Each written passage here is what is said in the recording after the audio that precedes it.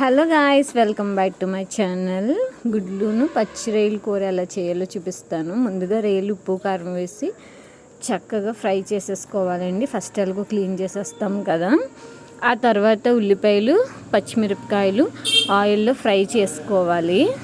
ఎక్కువగా ఆనియన్స్ వేస్తే కనుక మీకు కూర అనేది తీపొచ్చేస్తుంది అనమాట. అందుకని చెప్పేసి ఎక్కువ ఆనియన్స్ అనేవి వేయకూడదు. టమాటోస్ కూడా 1 లేదా 2 వేసుకుంటే సరిపోతుందండి. ఇదిగోండి, టమాటోస్ కూడా వేసేసుకొని చక్కగా మంచిగా ఫ్రై చేసుకోవాలి. ఇదంతా కూడా స్లో ఫ్లేమ్లోనే చేయాలండి. హై ఫ్లేమ్ పెడితే మాడిపోతుందన్నమాట. ఇవి మంచిగా కలర్ వచ్చిన తర్వాత కాస్తంత అల్లం వెల్లుల్లి పేస్ట్ వేసుకొని అలాగే కొంచెం ఉప్పు కూడా వేసుకొని పచ్చివాసన పోయేంత వరకు కూడా వేయించుకోవాలండి. ఇదిగోండి, ఇలాగా చక్కగా ఈ వంటలన్నీ మా మేడమ్స్ చేస్తున్నారు. నాకు నేనైతే చేయట్లేదు. ఇది శ్వేత మేడం అని చెప్పి తను చేస్తుంది అనమాట. స్పైసెస్ కొంచెం తక్కువగా చేస్తున్నారు.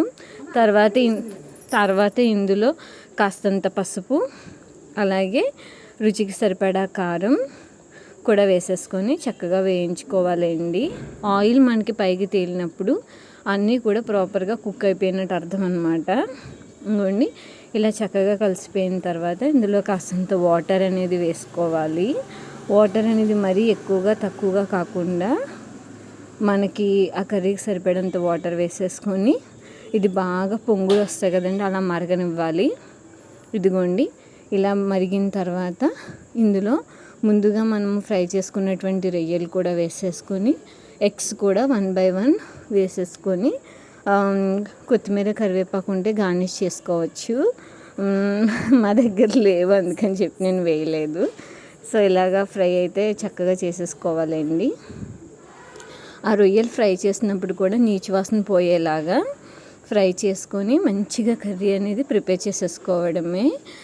రొయ్యలు అనేవి మనకి చాలా చాలా మంచివి, కానీ ఎక్కువగా తింటే కనుక వాతం చేసేస్తుందండి. వీక్లీ వన్స్ అయితే తినొచ్చు.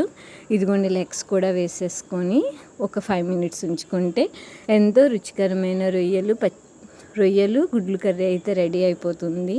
ఇది నా కోసం ఎంతో శ్రమపడి మా మేడమ్స్ అయితే చేశారు. వీడియో నచ్చితే లైక్, షేర్, సబ్స్క్రైబ్ చేయండి. Thanks for watching.